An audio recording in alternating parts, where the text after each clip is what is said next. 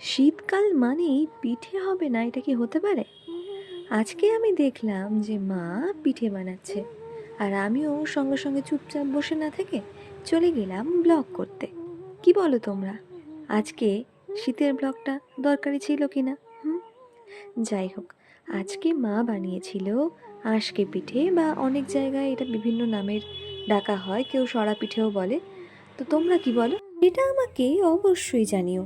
আর মা পিঠে করেছে আর আমি খাবো না, সেটা কি হয়? একদমই নয়। ইয়ে বড়া নাইনসাফি হোগা। যাই হোক, অনেক কিছু বলে নিয়েছি, এবার আসি খাওয়ার পালায়। সরা পিঠে আর সঙ্গে গুড়, অসাধারণ।